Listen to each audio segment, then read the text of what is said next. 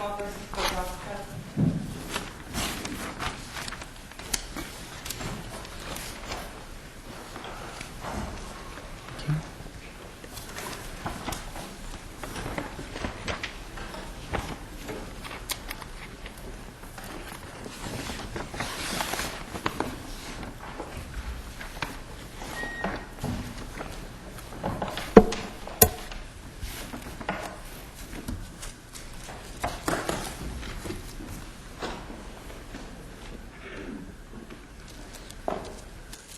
Mr. Jacobson.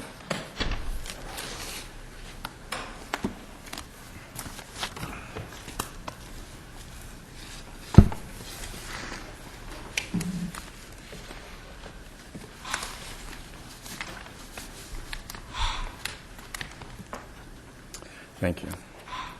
May it please the Court, Miles Jacobson for Kevin, for the appellant, Kevin Podkowka.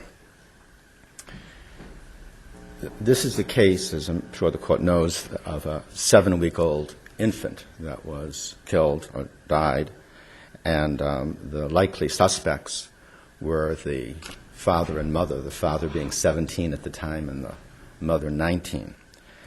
The jury in this case had a job to do, and if the Court permits me, I'm going to describe what I think the jury's job came down to in this case.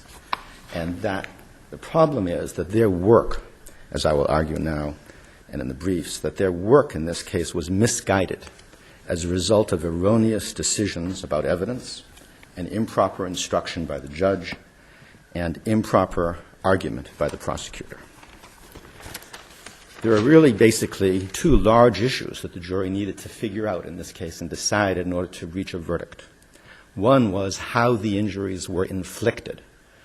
There's much discussion in the case that the injuries were inflicted, and there's one definition given of infliction in the case. It's by Dr. Kleinman, a witness for the prosecution, who describes it as something that doesn't usually happen in the normal course. But it doesn't distinguish between accidental infliction and between intentional infliction. And one of the jobs of the jury in this case was to make that determination, whether this was by accident or not accident, how these injuries occurred. And the other job was to decide who it was that was responsible for this child's injuries. As to the issue of whether it was by accident or not Mr. Jacobson, just on the first one, was there any claim by the defendant, any explanation that would suggest that this was an accident? The defendant himself did not actually testify at the trial, Well, but did. That's the problem. If you have, very, very severe injuries. But, excuse me, Your Honor, but his statements did come in on the subject. So was there any suggestion? So what's the claim of the accident? The claim of the accident, the claims, the statements that would go to the issue of accident would be these. At two different times, the child was dropped apparently in a shower or in a bathtub. At another time, the defendant says, and this statement comes into evidence, that as he was running for a telephone, he was carrying the child and went around the door post too quickly and hit the child's head in the door jamb. Those statements go to accidental injury. Was there a request for an instruction on accident? There was a specific written instruction request, and that request was denied. Not only was that request denied, but then in the then in the instructions to the jury, while the judge is describing the elements of murder, the judge is describing what it means to have an unlawful killing and says, for example, not every case killing is unlawful. You may have accident, self-defense, things of that sort. In this case, the judge tells the jury, the evidence does not raise the issue of accident as an excuse for the killing. This is a specific instruction the judge tells the jury and takes that issue away from the jury. Not only does it take that issue away from the jury, but it in effect undermines the statements that came in about from the defendant through third parties in which this accident being discussed. Accident was discussed throughout this case.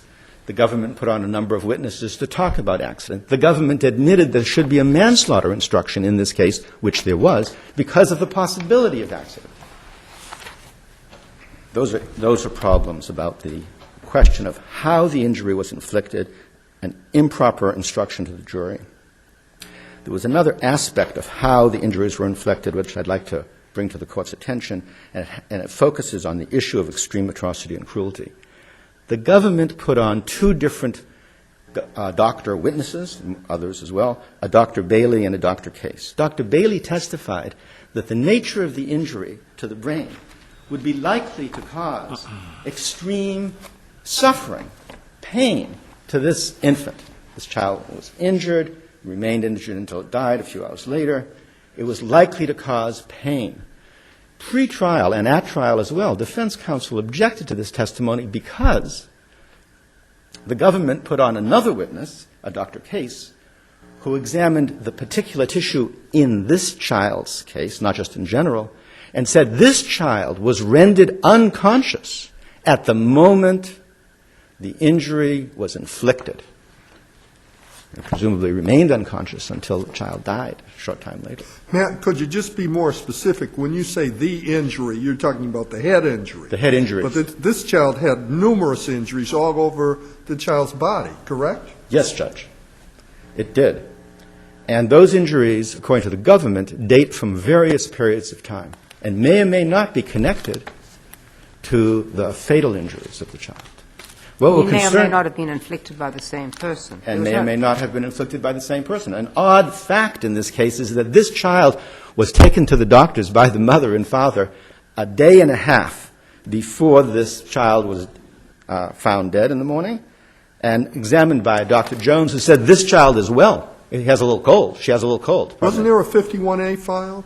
That was a couple days before that. There was a 51A filed because the doctor said that the doctor saw a bruise on the child's arm. The mother, who testifies for the government, says later that same day that bruise was not visible. But yes, you're correct. There was a 51A filed. But what the relevance of that is, or what that really tells us, is very unclear. That there was not any serious. That 51A was related to a bruise on the arm, I repeat, only to indicate, not indicating a serious injury itself. Later than that, the child, this is only a 7-week-old child, but later than that, just before the child, the incidents that killed this child occurred, the child was seen by a pediatrician who said this child's okay, touched the top of his head, Fontella is fine, looks well. So what the strength of the government's evidence, forensic evidence is, could have been an issue for the jury. Yes, sir. Can I back up for a minute? Something you had said a couple of minutes ago. How did the question of accident dovetail with the decision to make a manslaughter instruction? And did the word accident make its way into the manslaughter instruction? It did. I've briefed that issue. I don't have it. I can't quote it standing here right now. I'd be glad to send the Court a letter focusing on that particular issue if the Court would permit me to do that. But it did dovetail on that. The government acknowledged that there were issues about accident, and therefore the involuntary manslaughter instruction was appropriate, if that answers your question. Well, but did you also say that the judge had told the jury that accident did not play a part in the I did. In the instructions to the jury. So did that language take the manslaughter issue away from the jury as well? You know, arguably, in a very technical sense, arguably not. And this is why. It depends on how that got heard. What the judge said is, not all killings are illegal or unlawful. You can have accident, self-defense, etc. And he said, in this case, accident and self-defense, the evidence doesn't raise issues of accident and self-defense He said in as this an case, excuse. it does not raise the issue of whether this killing was excused as a result of an accident, self-defense, or defense of another. Thank you, Judge. And therefore, since a manslaughter doesn't technically excuse it altogether, right? I mean, in a manslaughter case, you're still culpable for the battery aspect of it, which resulted in the death. And so, arguably, this language could have been confusing to a jury, certainly, as to manslaughter. It certainly could have confused the jury as to manslaughter. But what it definitely told them was, if you think that this story about the man taking the child around, banging its head into the doorframe may have been something you should consider, forget it. Because I'm telling you, I, the judge, am telling you, the jury, the finders of fact, that you can't consider accident. Let me look at the flip side of that. If the jury were told that they could consider accident and could use it to return a verdict of manslaughter, is the jury's verdict of first-degree murder, in a sense, the verdict of first-degree murder is a rejection of manslaughter. Yes. Does that also mean it's a rejection of accident? It has to be.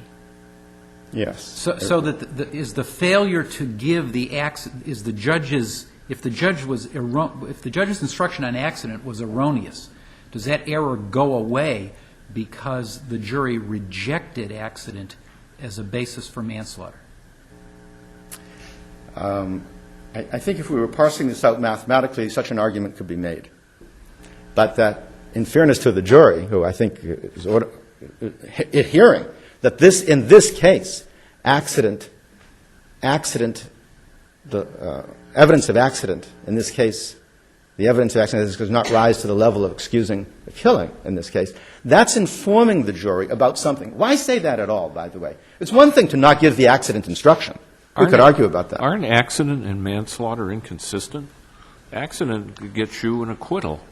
Manslaughter, as you just mentioned, shows a certain level of culpability. If you understand... So if you mix up the two concepts in an instruction, it's the wrong instruction. I mean, you can't instruct a jury correctly. If you find this is an accident, you can find him guilty of manslaughter. Can you? No. I think that would be very confusing instruction. I think it'd be wrong. I think if by what we mean by accident, which is not just that I didn't intend the result, but that I didn't do anything here that intended an act in the first place. Something happened, my car, went out of control, something happened here. Then we would be talking about a situation where, but then I would agree with what you're saying. That would be wrong. Be an acquittal. I agree with you. If I may move on to the other major issue, aside from the accident versus not accident aspect of this case, and also the extreme atrocity and cruelty aspect, which I mentioned already, which is Dr. Bailey's testimony should not have been allowed in this case on extreme atrocity, because it went to the issue of extreme atrocity and cruelty. This child, by the government's own evidence, was unconscious, couldn't have both been unconscious, and had great conscious suffering, which is a specific element of extreme atrocity and cruelty. But the other main issue is this: who was responsible? Now, when it comes down to who was responsible here, if we look at the government's own closing, you can see what the government thought of its case at this point. It was focusing on, well, what sort of person do we have here? What kind of people, mother or father? What are they like? Also, when did this really occur? Because at one point, there was one controversy between the experts in this case.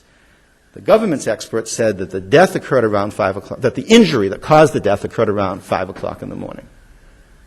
The defendant's expert, a forensic medical examiner from New York State, who examined all the same evidence, came in and said, no, this injury occurred around 3 o'clock in the morning. Mr. Jacobson, so the defendant's theory was that the mother had committed the injuries to the baby, and didn't he make that argument, and so wasn't it up to the jury to determine who they believed or not? Indeed, that would be the process. But what we would require in that process is that the jury had a fair opportunity to hear the correct evidence, to not have improper... That evidence was introduced. Excuse me? The jury heard the evidence from the defendant's expert that, according to this expert, this child had suffered these very severe injuries 2 hours earlier in the morning, correct? Indeed. But you could easily decide, I'm not going to wonder which expert is correct, and look at other issues. And if you look at the government's closing, what you see is this. The government is focused on, well, what kind of mother was this person? All the witnesses who tested, look at the mother herself, and look at her testimony, and look at her. What did she say? And I want to get to that. But all the people who testified that she was a loving and appropriate mother. Now let's contrast that to the father, who's lazy, doesn't work, never did work, probably wouldn't work, and was frustrated. all the witnesses who testified, this is literally true, said, or almost literally true. There wasn't a witness who said anything bad about the mother. That's because the government was successful in excluding that evidence. Excluding what evidence? The evidence that the mother, if this were a 8-month-old child, I would not be making this argument. But this is or 7-month-old. This is a 7-week-old child. The judge in this case drew a line, a marginal line, and said any kind of conduct that was bad towards the fetus of this child while the mother was taking care of the child, that's not coming into this case. While, on the other hand, everything that occurred during that 7-week period of time can come in. So, for example, the fact that the father smoked marijuana during that 7-week time, well, he was taking care of the child, it can come in. This is after the child was born. Yes. But before the child was born... So how is it that whatever the mother or father had done before the child was born would be relevant, right? It's relevant to several things. I appreciate your asking. One is this.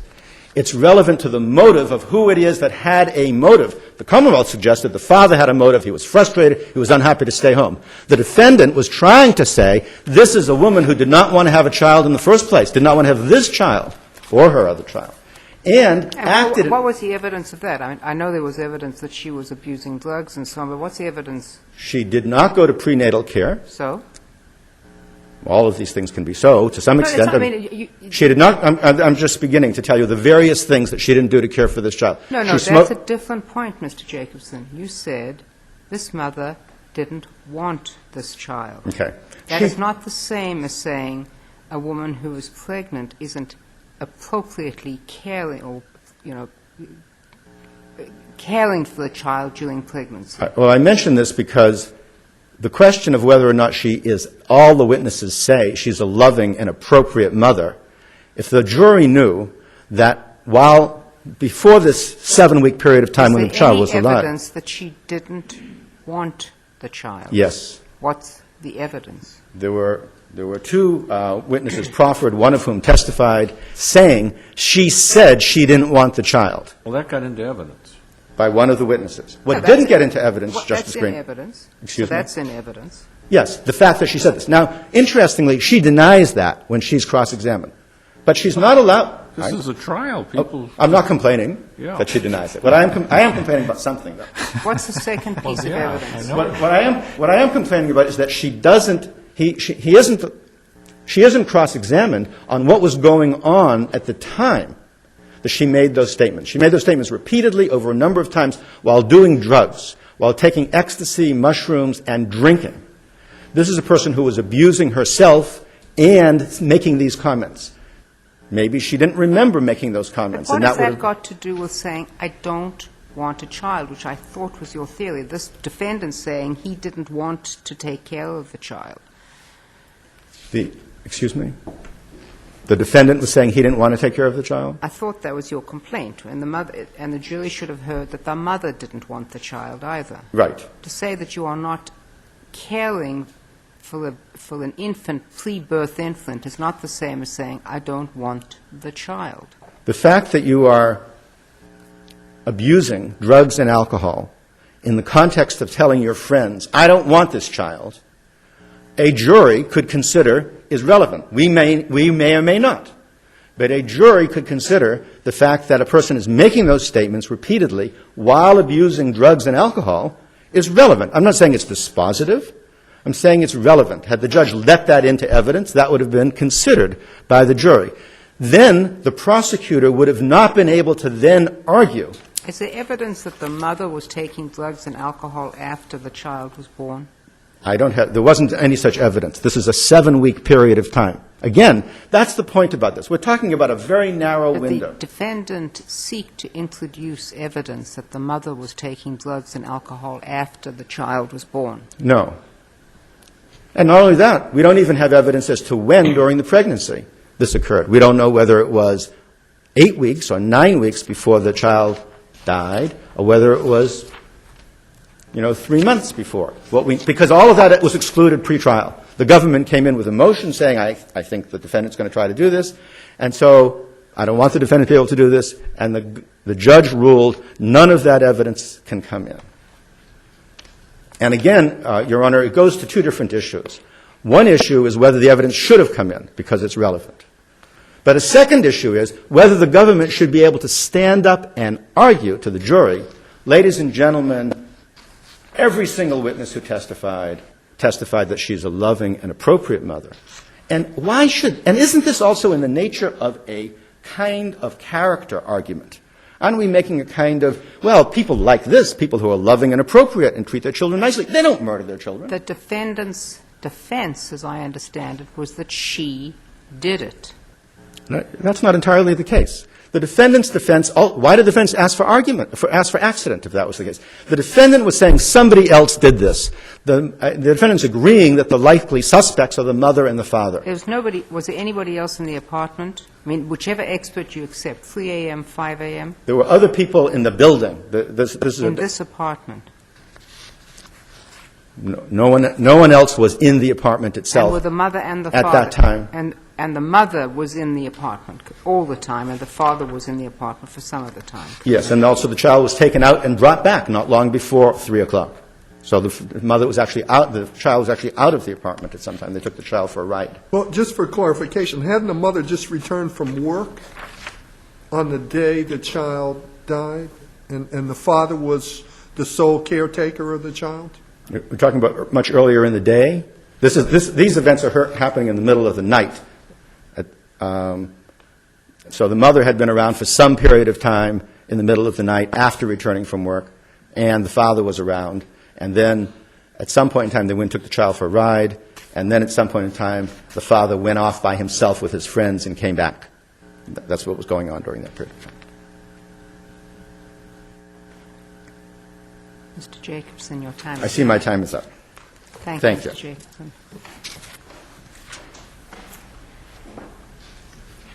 Ms. Dunphy-Fallis? Good morning, Your Honors. May it please the Court, my name is Elizabeth Dunphy-Ferris. I'm the Deputy First Assistant District Attorney for the Northwestern District, representing the Commonwealth. I first have an editorial matter in relation to the Commonwealth's brief on page 16, the second paragraph, fourth sentence from the bottom.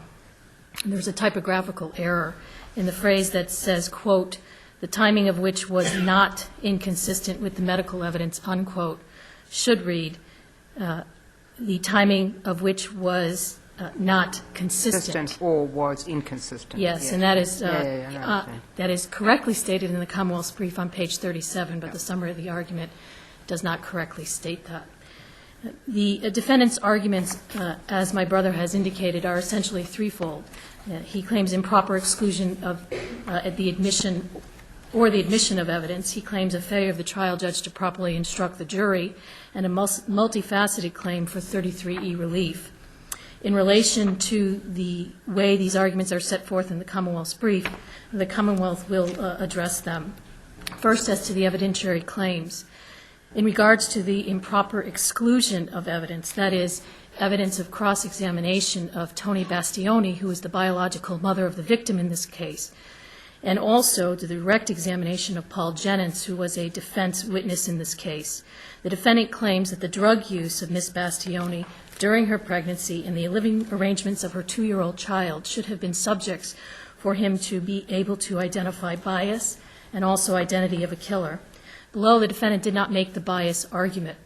The only argument the defendant presented to the trial judge was that 11 different points of specific cross-examination, which the defendant brought out in a motion. It wasn't a Commonwealth's motion to preclude, although the Commonwealth responded, but the defendant, having found information out through examination of Bishop and Fuller records, proffered to the trial judge, and that motion is set forth in the record appendix in this case, on beginning on page 39, 11 different areas which he wanted to go into in relation to cross-examination of Ms. Bastioni and bring in other witnesses on that issue in his case in chief.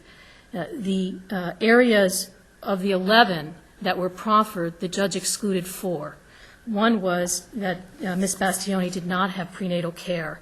Second was a conclusion in a report that Ms. Bastioni exercises poor judgment and shows little behavior or insight in relation to bonding with her then 2-year-old child.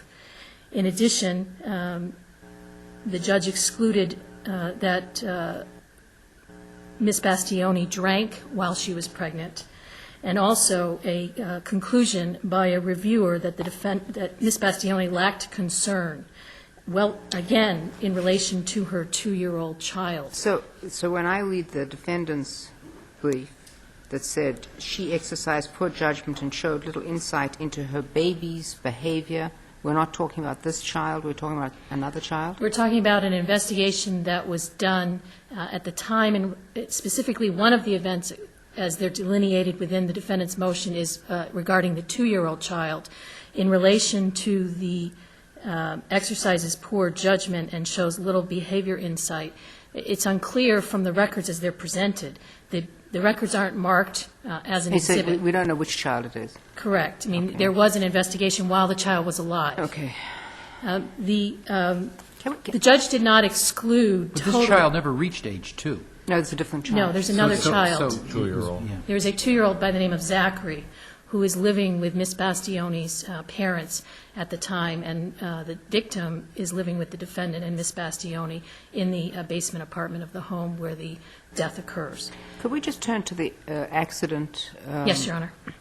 In relation to accident, it's the Commonwealth's position that the defendant did not raise the issue of accident in relation to his defense. It must have been raised because the judge dealt with it. He dealt with the defendant's request to have an accident instruction. At that time, the Commonwealth objected, and the... Well, he's saying, I think there's some evidence, not the experts, but the statements of the defendant, that the injuries were the result of an accident. Yes. And the Commonwealth readily concedes that if there's evidence, then you get the instruction if you ask for it. You know, so you Readily concedes if there is evidence... No, I understand. That an instruction should be given. Here, the vernacular use of the word accident and the legal, the amount of evidence that's necessary for the discussion as to whether or not a legal instruction is given is vital in the distinction. Now, the defendant made several statements. Many of his statements are inculpatory. Those aren't at issue here. He did not testify at trial, so the only possible evidence that could yield an inference of accident is evidence of the defendant's statements to Trooper Barrett. Right. And in those statements, he makes several different statements. Some are inculpatory in relation to that he indicates that he intended to do the act. Now, whether or not he intended the result of that act, that is, he intended to squeeze his child, and he did so out of frustration. I was thinking of the head the running for the telephone, which is the one that's The most- head thing is, quote unquote, the defendant's statement is that head thing. And he indicates that that happened 2 weeks prior. The medical evidence in this case is that all the head injuries are fresh, that there are multiple areas of head injury, and that the fatal injury was the diffuse axonal injury that sheared the brain in this case, that was separate and distinct from other areas of the brain which were also affected and injured in relation to this infant. Therefore, the defendant's own expert excluded accident as a possibility for these injuries. My brother would have the court look at the Commonwealth and the prosecutors in this case questions to those experts in posing a question of is the mechanism of these types of injuries, which included the brain, the spine, the leg, and the ribs in this case, consistent with an accident. Each of the experts testified that they were not. The only evidence in relation to accident here is more similar to this case of Henderson that this court decided and said that the defendant was trying to explain away his denial by giving a reasonable story as to why there may have been injury in certain areas of this child. And in the Henderson case, this court said that that did not rise to the level of accident. More recently, the appeals court said in the Prue case, once again, that mere denial or explanation of how an injury may have occurred is more supportive of the defendant's claim that he is innocent, as opposed to an affirmative claim that these are accidental injuries. the overwhelming evidence in the case, even supported by the defendant's expert, is that these were not accidental injuries. And the defendant's own statement in relation to the timing of the head thing, quote unquote, is inconsistent with the medical evidence in this case. And in Torres, this court said that the court could use that, in fact, to show that the defendant had a consciousness of guilt, and therefore could show that he was the perpetrator of the events in this case. So it is the Commonwealth's position that although a trial attorney, out of an abundance of caution in protection of his client's rights, may surely ask and request from a trial judge an accident instruction, where the record shows no evidence as to why this instruction should be given, his attorney's good faith effort in trying to forward a claim where there is no evidence doesn't make it that the judge abused his discretion in not giving it. And if this court so finds that the accident instruction was not sufficient to be given on the state of the evidence in this case, then there is no error in Judge Carhart's instruction at the time when he is defining unlawful killing. In addition to his instruction on unlawful killing, however, it's important to see the instruction in its whole. In its whole, he indicated to the jury that the Commonwealth must prove beyond a reasonable doubt that the defendant committed acts which brought about the victim's killing, in defining the word killing. And so therefore, although in addition to excusing and saying that the record of this case did not rise to the level of self-defense, defense of others, or accident, he did indicate to the jury that the Commonwealth had the burden beyond a reasonable doubt to prove it was the defendant's acts which brought about the victim's killing in this case. In relation to the extreme atrocity and cruelty instruction, my brother is simply wrong in indicating that the judge was required to specify certain evidence for the jury's consideration in relation to the murder indictment, which is 00029, as opposed to the other indictment, 00030, which has 4 counts and delineates the various injuries that were sustained upon the child's body. In relation to Dr. Bailey's testimony, he also is simply wrong, and the record does not support his claim that Dr. Bailey said that the diffuse agonal brain injury was that the physiological response of the infant from the diffuse agonal brain injury was that the infant would have suffered great care. Instead, upon reflection of the record, the court will see that Dr. Bailey, who, first of all, I don't believe that his expertise is in question here. He certainly had the expertise to give the opinions that he did in relation to his experience as a pediatrician and seeing children who are living after they have been abused.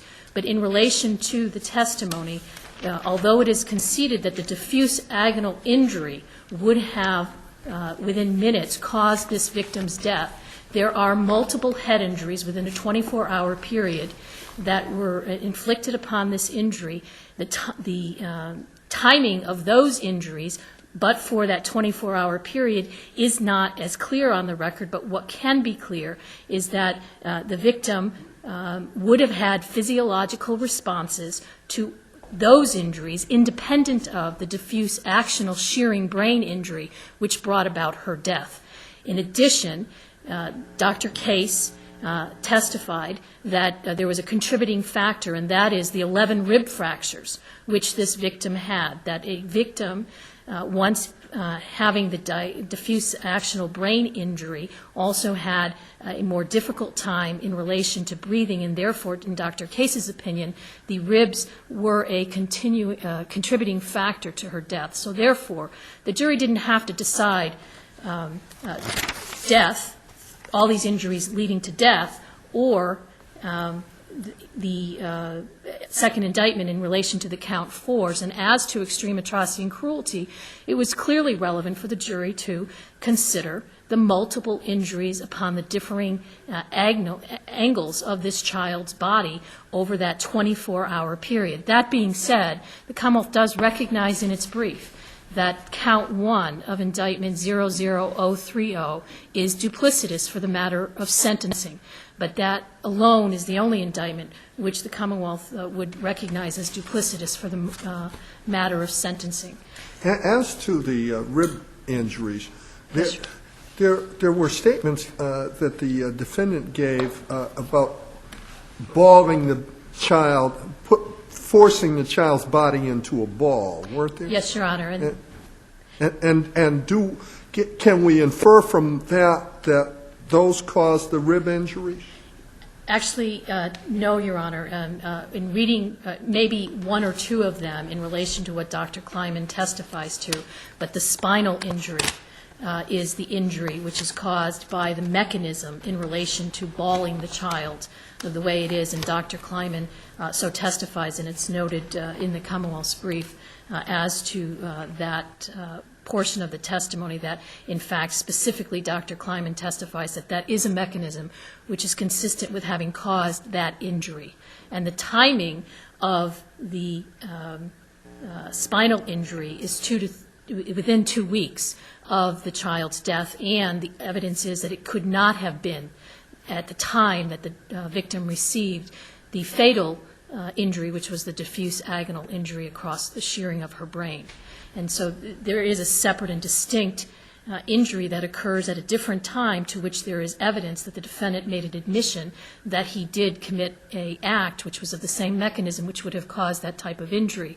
Similarly, my brother indicated that in relation to raising accident, he claimed that at times during his care the victim slipped within the bathtub. Those as well were the defendant's admissions to a pediatrician in relation to the pediatrician's view of the victim having bruises.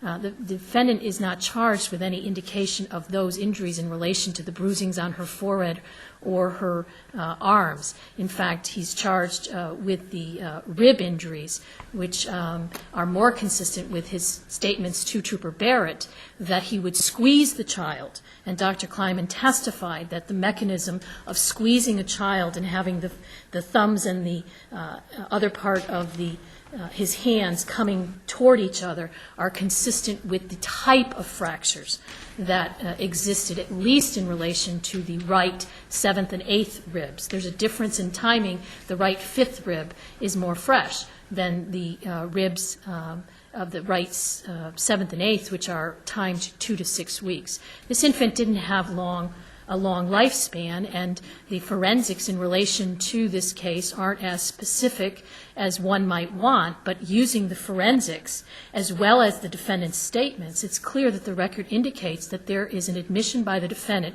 whether it be to Trooper Barrett or whether it be to Thomas Rodriguez, who was an inmate with him at the time that he was awaiting trial in this case, or whether observations of individuals like Ken Duso or Jose De Jesus or David Clegg, who were other members of that household and saw the defendant's frustration and what he would do with this victim, his frustration over having to babysit for her and at times suggesting that she should be used as a football. And in those instances, it's the Commonwealth's position that the Commonwealth had fair right to make an argument in closing argument when the defendant juxtaposed the biological mother of this child with the defendant, how their actions were during the time that the victim was alive. Simply because the Commonwealth moved to exclude evidence which rightly should not have been brought before the jury for their attention and didn't rise to the level of which the defendant would be able to have it admitted, it does not mean that the Commonwealth can't argue on the evidence that was admitted and can't, in retaliatory reply, answer the defendant's claims that it was not the mother in this case who was the perpetrator of this offense, but it was the defendant, consistent with all the evidence that existed in this case. That is the Commonwealth's position in relation to its brief, in relation to the prosecutor's closing argument. There is not a misstatement of evidence. All the inferences are inferences which are drawn from proper evidence which was admitted in the trial. The defendant's claim is based on that he wanted to get in evidence, which he claims in other areas of his brief were ruled inadmissible. The Commonwealth's brief indicates that the judge properly exercised his discretion in allowing some of the evidence in and excluding other portions of the evidence, and based upon those rulings, the prosecutor could properly argue that which was admitted and therefore could juxtapose the mother and the father and ask the jury who it was that was the perpetrator of this offense. It wasn't a case of a very big whodunit, but it was the thrust of the prosecutor's argument that this was a case of whodunit. And in relation to that, the prosecutor claimed that the evidence that the jury had before it was that this mother was a loving and caring mother, and that the victim was not. And in fact, the then went and related all the points of evidence to show that the defendant was the perpetrator of these acts, repeated acts upon the victim. And for those reasons, in relation to 33E review as well, the court could take some notice of the fact that an experienced attorney in this case, Attorney Black, did not object to any of the prosecutor's arguments, showing that the tone and manner in which she gave them was consistent with how it reads on this record, that is, proper in relation to the evidence which was admitted. The Commonwealth, in addition, asks this court not to reduce the verdict, realizes that this court will review this case under 33E review, and suggests that this case stands in line with Vizcarrondo, with Torres, with a number of cases that this court has seen where an infant of very tender, in this case, weeks, is brutally and repeatedly abused by a caregiver, and ask that you affirm the defendant's conviction. Thank you. Thank you, Ms. Pellis. We'll take a short break.